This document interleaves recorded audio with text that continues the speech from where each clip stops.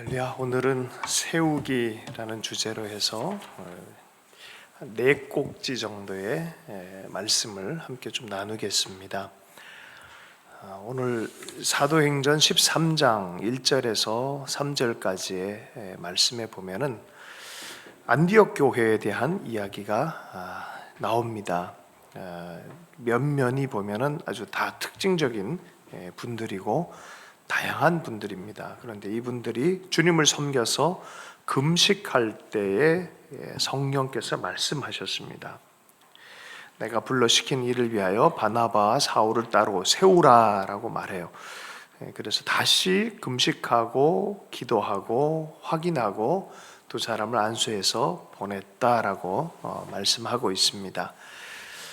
사실은 이 안디옥 교회는 흩어진 제자들의 모임으로부터 시작이 되어졌습니다. 예루살렘 교회가 성령께서 가라라고 말했는데 사람들도 많이 모이고 할 일도 많이 있고 뭐 이렇다 저러다 하다 보니까 순종하지 못한 사이에 핍박이 일어났어요. 핍박이 일어나서 흩어지기 시작했습니다. 강제로 흩어진 제자들이 몇몇 그룹이 안디옥 쪽에 갔었고, 또 그곳에서 다양한 사람들이 모이면서 큰 열매가 나오기 시작했습니다. 그래서 지도자 바나바를 보내서 살펴보게 했고, 바나바가 혼자 하기에는 이거 힘들다 싶어서 이때 정말 좋은 지도자감이 누굴까라고 생각했을 때 옛날에 도와줬던, 회심해서 도와줬던, 회심할 때 도와줬던 이 사울이 생각이 났어요. 그래서 사울이라 불리는 바울을 데리고 오는 거예요. 바울까지 리더십에 들어와서 이제 같이 사역을 한 곳이 바로 안디옥입니다. 11장 26절에 보면 1년간 모여서 큰 무리를 가르쳤고, 제자들이 안디옥에서 비로소 그리스도인이다라는 이름을 얻게 됐다라고 얘기를 합니다. 여기서 보면은 이제 그리스도인이라는 표현 자체가 이들이 굉장히 하나님 향한 열정이 있었고 가르침과 배우려고 하는 열정이 있었다는 것을 보게 되어지고요. 그들 안에 그리스도인다운 어떤 표지들이 나타나기 시작했다는 것입니다. 예루살렘보다 더 이제는 이 선교의 베이스가 되어져요. 굉장히 중요한 교회가 되어집니다. 이때 보면은 또 이 사도행전 11장에 보면은 선지자들이 예루살렘에서 안디옥에 이르렀다라는 표현이 있어요. 그 선지자 그룹도 이 교회에 함께 했던 것을 보게 되어집니다. 당시에 온 세상에 큰 흉년이 있었다라고 그들이 와서 예언을 했고, 실제로 그런 일들이 벌어졌다고 합니다. 또 이미 핍박으로 온 신자들과 더불어 이런 바울 또 예언자들 이런 사람들이 함께 모여서 신앙생활하는 공동체가 안디옥 공동체였어요.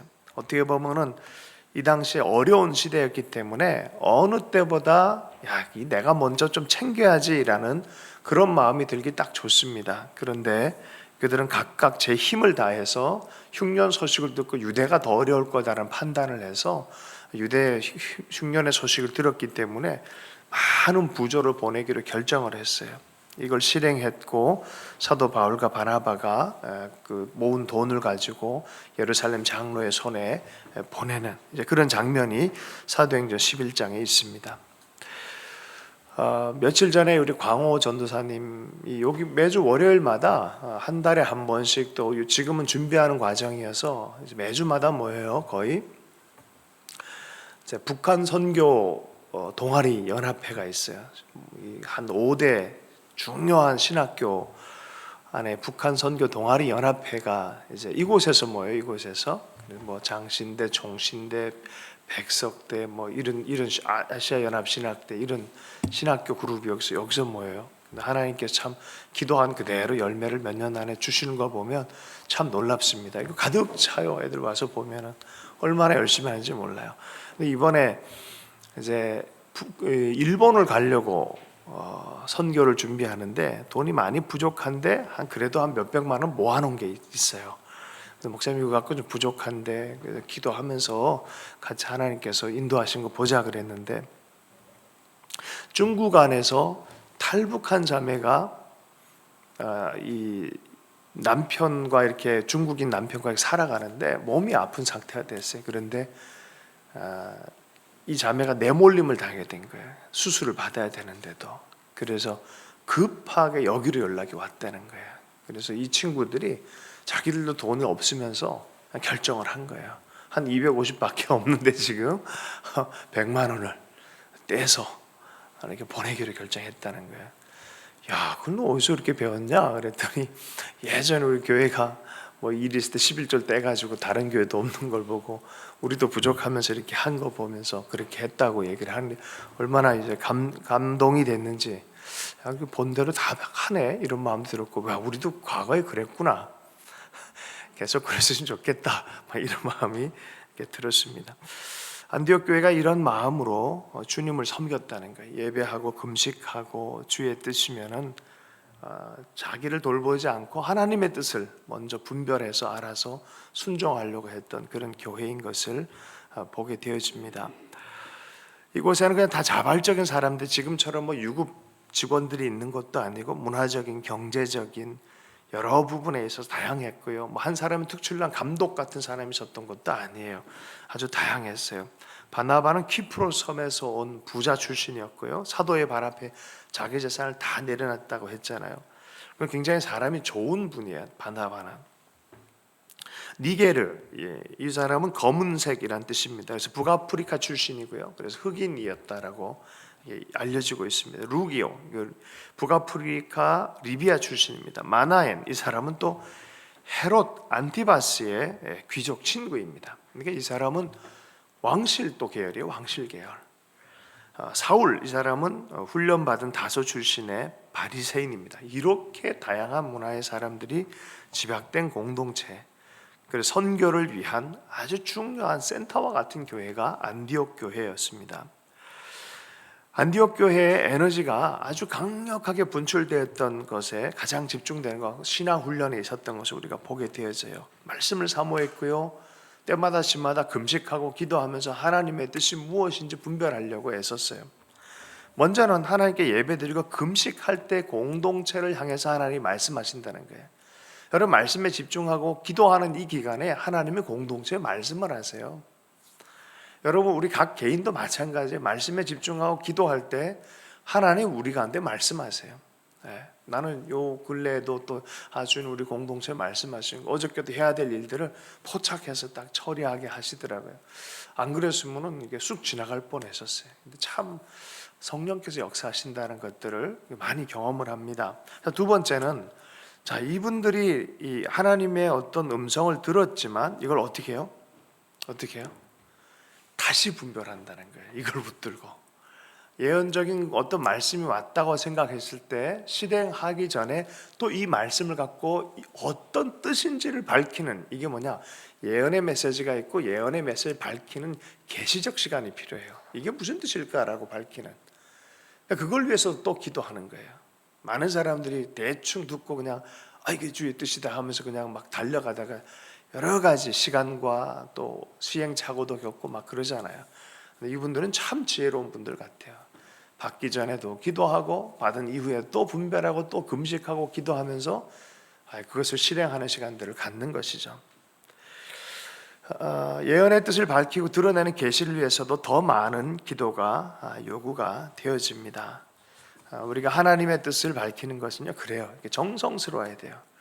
그리고 또 온 마음과 뜻을 다해서 이렇게 하나님께 공동체 가운데, 또 우리 가정 가운데, 교회 가운데 행하실 일들을 귀를 기울이고, 여러 가지 다양한 공동체에 부딪힘이 또 얼마나 많았겠습니까? 서로 코드도 다르고 생각도 다르고 문화적 의미도 다르면 얼마나 쟤는 왜 저래, 이런 마음이 얼마나 많이 생겼겠습니까? 근데 가장 아름다운 공동체가 됐어요. 이러한 우리가 기대를 했으면 좋겠습니다.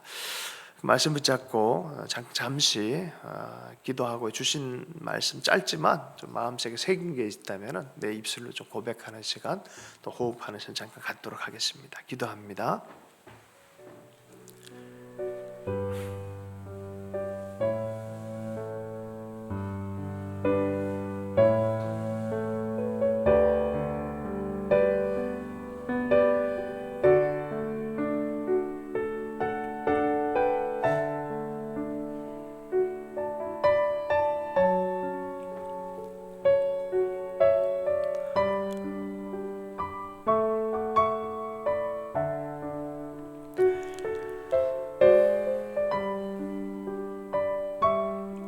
성령님, 저와 제 공동체에 배움을 향한 갈망을 불어넣으시고 저와 제 공동체에 예언을 듣는 귀를 심으시고 저와 저희의 공동체의 후한 마음의 씨를 뿌리시고 저와 우리 공동체의 다양성과 차이를 인정하는 마음을 세우시고 저와 우리 공동체의 예배와 금식과 기도의 습관을 길러주십시오.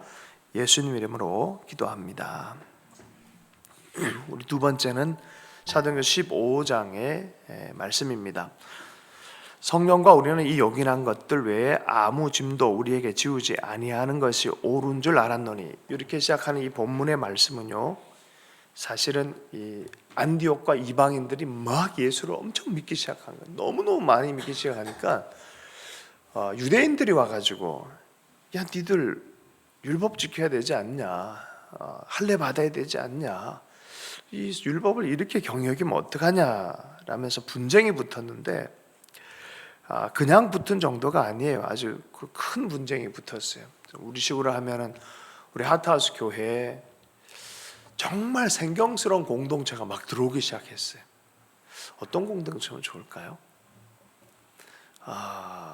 저기 이 인도네시아, 뭐 보르네오, 뭐 이런 섬에 있는 사람들이 원주민 방식을 막 가지고 여기 한 3, 40명 갑자기 들어와 있다는 느낌을 받는 거랑 비슷할 거예요. 하여튼 그런 전혀 다른 문화, 다른 색깔, 태도 다르고 예배 스타일도 전혀 다른 이제 이런 사람들이 갑자기 등장을 해버린 거예요.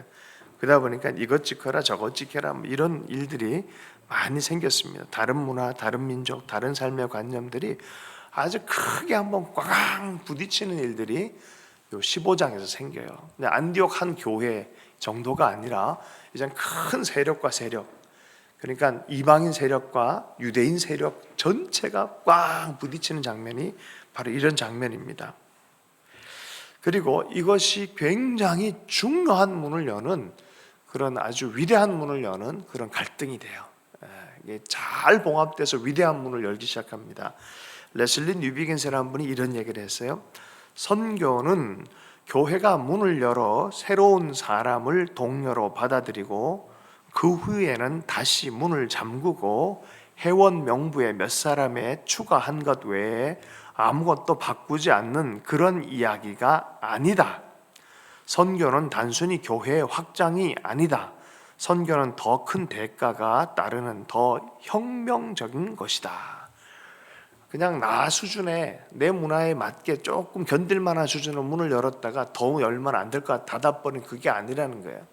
아주 혁명적인 거다. 레슬리 뉴비긴이라는 선교학자가 얘기를 했습니다.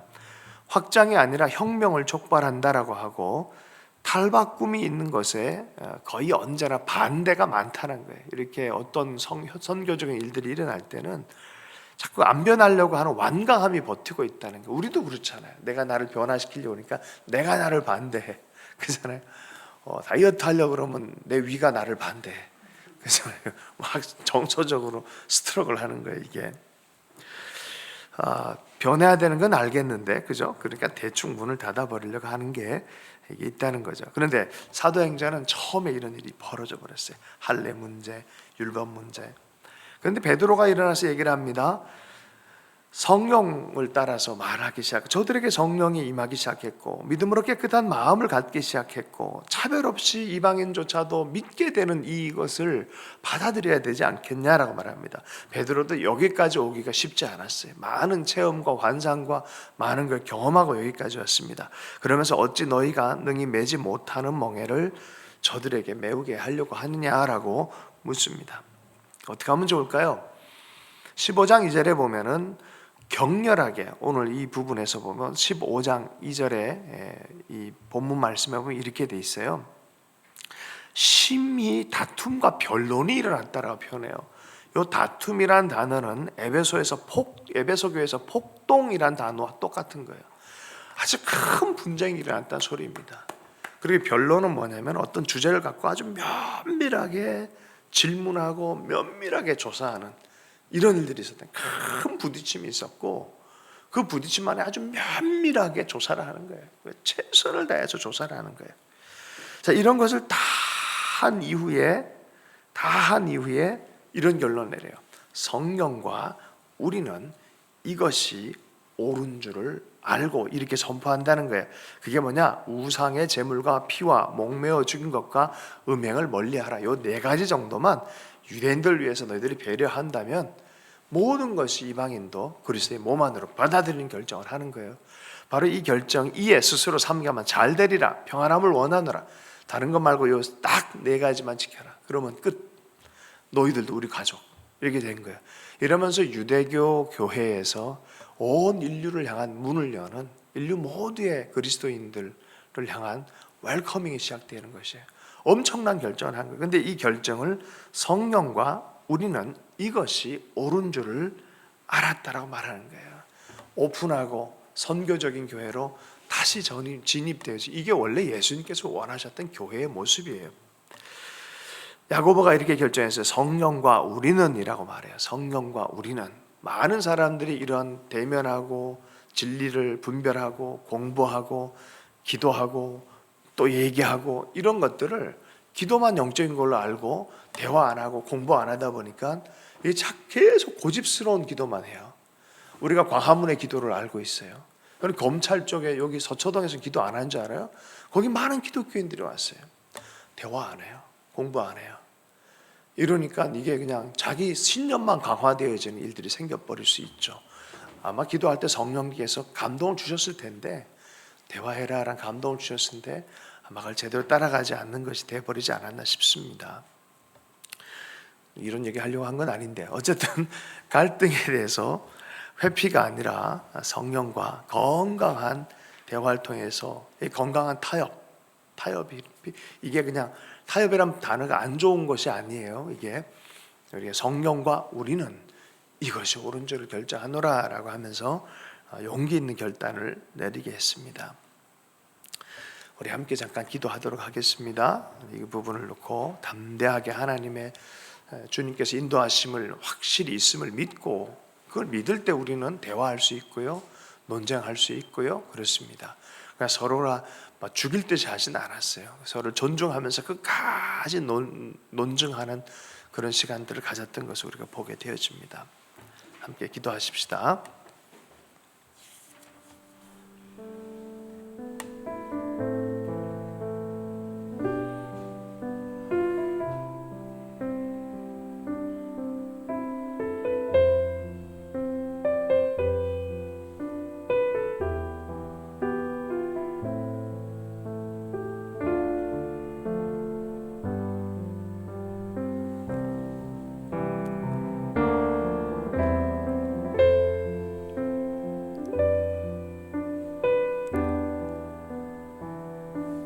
성령님, 논쟁할 수 있는 담대함을 구합니다. 싸울 수 있는 바른 의지를 간청합니다. 때로는 격렬하게 보이는 것일지라도 그러한 기계를 원합니다. 그러나 무엇보다 서로를 품어 안는 그런 협력과 타협의 올바른 길로 향할 수 있는 용기를 주시기를 기도합니다. 예수님 이름으로 기도했습니다. 고린도전서 중간 말씀이 하나 있는데요. 고린도전서 3장 16절에서 17절의 말씀입니다. 너희는 너희가 하나님의 성전인 것과 하나님의 성령이 너희 안에 계시는 것을 알지 못하느냐? 누구든지 하나님의 성령을 더럽히면 하나님이 그 사람을 멸하시리라. 하나님의 성전은 거룩하니 너희도 그러하니라. 하나님의 집에서 고린도에서 말씀에서는요, 이 분란이 참 문제였어요. 어떤 공동체든 분란하면 설 수가 없어요. 교회나 개인 공동체나 이 파벌, 다툼 이런 것이 나오는데 문제는 은사가 많았어요. 사도 바울이 정확하게 진단한 게 이거 어린애들이다라고 표현해요. 아직 안 자랐다. 많은 부분에 뭔가 놀라운 걸 아는 것 같은데 자꾸 다툼이 일어난다. 그건 어린아이의 특징이라는 거예요. 자, 파벌, 다툼 이런 것 때문에 파괴하는 큰 재앙들이 나타났기 때문에 사도 바울이 그런 걸 막기 위해서 고린도서를 이렇게 쓴 거예요. 분리주의, 분파 뭐 이런 재미난 거는 아주사 대부흥이 일어난 그곳에서 10년 만에 큰 부흥이 일어났거든요. 원래 애꾸는 이 윌리엄 시무어라는 흑인 목사님이 아주 허름한 건물로부터 시작한 이 성령의 운동이었어요. 이게 뭐 오순절 운동이 일어났죠. 엄청났어요.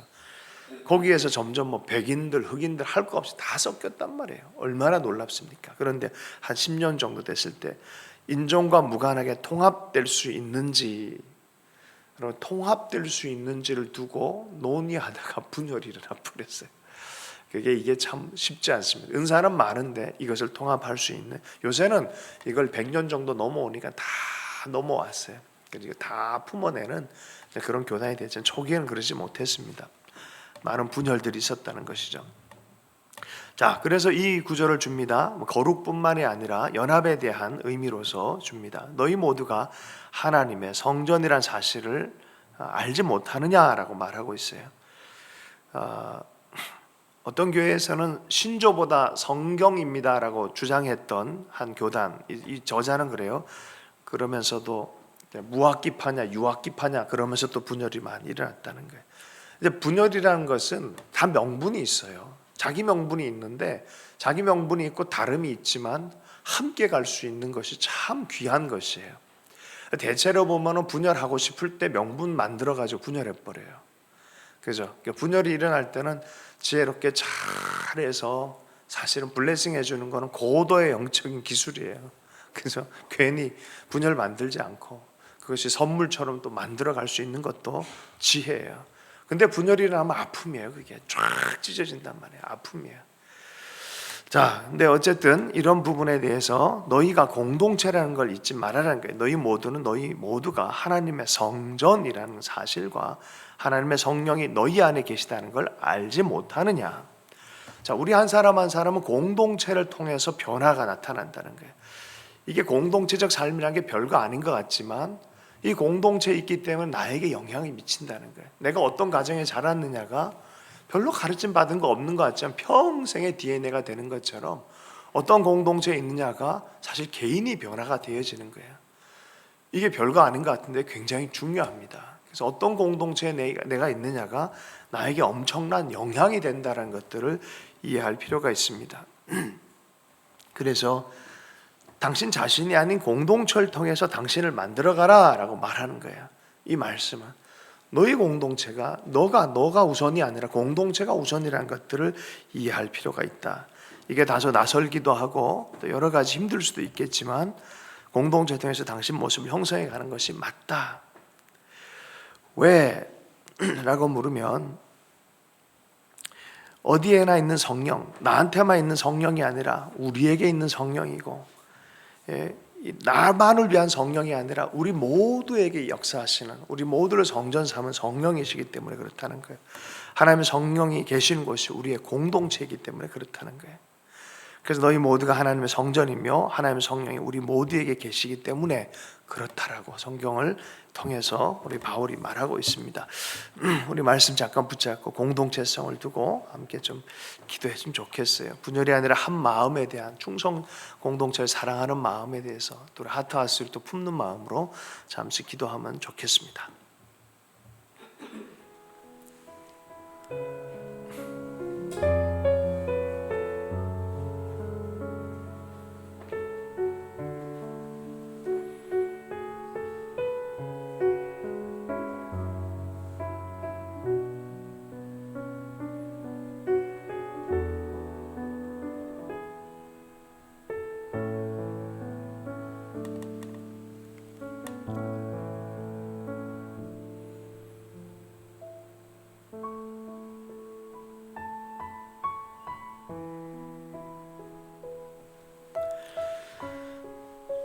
성령님, 저도 그럴듯한 이유로 정당한 사유로 분열의 마음이 끌립니다. 그러나 몸에 상처를 내도 좋은, 성전을 분열시켜도 좋은, 교회를 쪼개도 좋은 정당한 이유는 없습니다. 빗나간 헌신과 갈라진 충성심을 용서해 주십시오. 제가 가야 할 곳은 오직 한 곳이고 제가 예배드리는 대상은 오직 하나님이십니다. 제가 섬겨야 할 대상은 오직 주님뿐이며 제가 숨쉬는 것은 오직 성령뿐입니다. 예수님 이름으로 기도합니다. 미리 우리는 뭐 그런 심한 그런 분열이나 이런 것이 없지만 우리가 이것을 위해서 늘 노력하고 늘 미리 기도하는 공동체가 되면 좋겠어요. 요새는 너무 힘든 시즌이어서 교회가 그렇게 연합하고 사랑하고 가는 것만 가지고 있어도 하나님 복을 참 많이 주시는 것 같아요. 자, 고린도전서 우리 14장 1절에서 3절까지의 말씀을 함께 읽습니다. 시작. 사랑을 추구하며 신령한 것들을 사모하되 특별히 예언을 하려고 하라. 방언을 말하는 자는 사람에게 하지 아니하고 하나님께 하라니 이는 알아듣는 자가 없고 영으로 비밀을 말함이라. 그러나 예언하는 자는 사람에게 말하여 덕을 세우며 권면하며 위로하는 것이요. 신령한 것을 사모하라. 특별히 예언할 것을 예언하기를 원해라라고 말씀을 하는데요. 이 본문은 치우침 없이 진실함과 간절함과 사랑을 가진 그 태도가 먼저다라고 말하고 있어요. 진실함과 간절함과 사랑의 마음이 먼저다라고 말해요. 왜냐하면 여기 방언에 대한 얘기를 하고 있거든요. 왜냐하면 이 저자도 마찬가지고 저도 방언을 할 때 갑자기 이 방언이란 것이 이렇게 또 이렇게 시작했을 때 참 그 기억이 신비했어요. 아주 지울 수 없는 첫 번째 기억이 있습니다. 잊을 수 없는 기억들이 있습니다. 오, 이런 세계가 있구나. 근데 이 방언을 사도 바울은 이렇게 얘기해요. 나의 영은 기도하지만 나의 이성은 열매가 없다라고 표현하고 있어요. 우리 영육혼으로 이루어진 존재잖아요. 영적인 부분에서는 득이 되는데 이 마음의 영역, 이성의 영역에서는 별로 열매가 없다라고 표현하고 있어요. 자, 그렇다면 굉장히 사적인 영역일 수밖에 없는 거예요. 개인적인 영역일 수밖에 없는 거예요. 그래서 성령 안에서 확률경을 경험한다든지 방언이 그럼 가치가 없냐? 아니, 가치가 있다라고 분명히 얘기를 해요. 그러나 이런 영적 은사가 성숙하지 못한 개인이나 그 집단의 손에 넘겨질 경우에는 이게 아주 왜곡이 나타난다는 게, 심한 왜곡이 나타난다는 게, 이게 고린도 교회였다라고 말하는 거예요. 여기서는 파벌을 서로 옹호했었고 누구파 쟤는 누구파 이렇게 하면서 몇 개 파가 있었죠. 바울파, 아볼로파, 또 누구파예요? 게바파. 막 그러니까 자꾸 파가 나타나니까 난 이 파 저 파 이 파도 싫다 그래서 나는 그리스도파. 그래서 이것도 파를 형성해 버렸어요. 그 4개 파가 있었어요. 파벌을 만들어 버렸고 자기들 위주로만 움직이기 시작했고 이게 문제가 심각하죠. 그리고 아주 영적 부도덕이 나타났어요. 윤리적 부도덕이 나타났어요. 입에도 담기 어려움, 이러한 윤리적인 타락들이 있었는데 그것에 대해서 교정할 생각도 없고 성 만찬에서 굉장히 부자는 마음껏 먹고 가난한 자가 늦게 일하고 하는데 먹을 것도 없고 하는 이러한 계층적인 문제가 성 만찬 앞에서도 나타나는 그 심각한 교회가 돼 있다는 거예요. 그 은사만 있고 미성숙한 교회의 이 은사는요, 치명적인 독약이 되는 거예요. 그 불가사의하고 화려한 방언은 있지만 이런 경우에는 이렇게 표현해요. 엉망으로 내는 나팔 소리와 똑같다는 거예요. 엉망으로 내는 나팔 소리. 이거는 뭡니까? 허공에 말하는 거랑 똑같다라는 거예요. 나팔을 불어요. 뭐 이게 전쟁 때면 빠방 하면은 모여서 예배하자 이런 거 빠바바바바 그러면 전쟁 나가는 건데 빠방 해놓고 빠바바바바 해버리는 거예요. 왔다 갔다 해버리는 거예요. 이거 막 우왕좌왕하게 만드는 나팔 소리랑 똑같다라는 거예요. 어떻게 비유를 이렇게 합니까? 사도 바울이 아주 기가 막힌 비유예요. 그래서 그건 알아듣는 이가 없기 때문에 아멘조차도 할 수 없는 그런 상황이 된다. 믿지 않는 자들을 오면은 당신들이 이해 못하는 말로 하니까 미쳤다라고 하고 결론날 거다라고 말을 하는 거예요. 그래서 믿지 않는 자 보면서 못 알아듣기 때문에 유익하지 못하고 또 믿는 자들도 이게 번역돼서 통역이 안 되기 때문에 다른 사람에게 유익이 안 되기 때문에 이것도 별 도움이 안 되고라고 말하는 거예요. 그래서 이제 고린도전서에도 방언이 영적 은사로 마지막 목록에 들어가 있다. 마지막 목록에 들어갈 뿐만이 아니라 로마서에서는 아예 12장 3절에서 8절에 은사 목록에 이 방언 목록 자체가 없다는 거예요. 그걸 빼버렸다는 거예요. 그러면 방언을 하지 말아야 돼요. 오순절 교단에서는 방언 되게 중요하게 생각하잖아요. 그죠? 그래서 교회에서 만약에 하게 될 경우에는 통역하는 사람이 있을 때 퍼블릭하게 뭔가를 이제 해야 될 때 통역하는 자가 있으면 그건 막지 마라. 그건 하게 해라. 그거 굉장히 덕이 된다라고 말합니다. 주변 사람으로 하여금 아멘 할 수 있는 것이 있으면 그렇게 하라라고 말합니다. 자, 그리고 사적인 영역, 우리가 함께 있지만 또 개인 기도 시간 있잖아요. 저는 그건 해도 된다고 생각해요. 마음껏 해도 된다 생각합니다. 그러나 공적 영역 안에서는 조심해라라고 말하는 거죠. 14장 19절 말씀에 1만 마디 방언보다 정상적인 의식으로 5마디 깨달은 마음으로 다른 사람을 가르치기 위해서 5마디를 이렇게 말하는 게 훨씬 낫다라고 표현하고 있습니다. 여러분, 그러나 개인적인 시간에는 저는 방언이 유익하다 생각해요. 그래서 이거 보세요. 이거 그럼 하란 말이에요, 안 하란 말이에요? 방언 하느냐 안 하느냐가 아니라 중요한 게 있다는 거예요. 공동체성을 잘 지키고 지혜를 가지고, 또 때로 내가 기도가 막혔을 때 방언하다 보면 내 속엔 성령이 우리의 연약함을 도와서 기도하게 만드실 때가 있어요. 그럼 어떻게 해야 됩니까? 할 때 고린도전서 12장에서 14장에서 말해요. 내가 사람의 방언과 천사의 말을 할지라도 사랑이 없으면 소리나는 구리와 같다라고 말하면서 이걸 결론을 내요. 그래서 우리 마음 안에 진실함과 간절함과 형제 사랑해요, 하나님 사랑하는 마음이 있다면 적절하게 하는 지혜가 생긴다는 게, 방언을 하느냐 안 하느냐 이런 문제가 아니라는 거예요. 방언을 할 수 있다면 하십시오. 그러나 공동체를 다 의식하면서 지혜롭게 하길 바란다는 거예요. 진실함과 간절함과 사랑함으로 이렇게 이러한 일들을 하길 바란다라고 말합니다.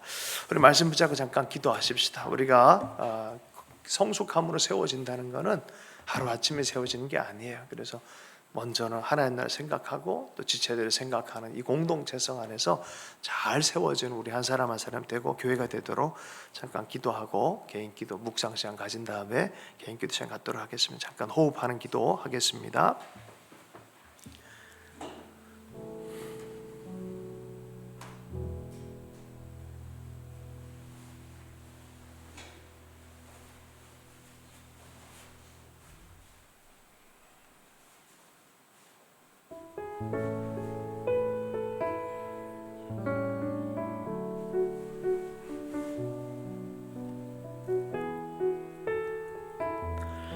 성령님, 어떻게 기도하든 간절히 기도하게 하시고 어디서 기도하든 진실로 기도하게 하시고 언제 기도하든 사랑으로 기도하게 하여 주시옵소서.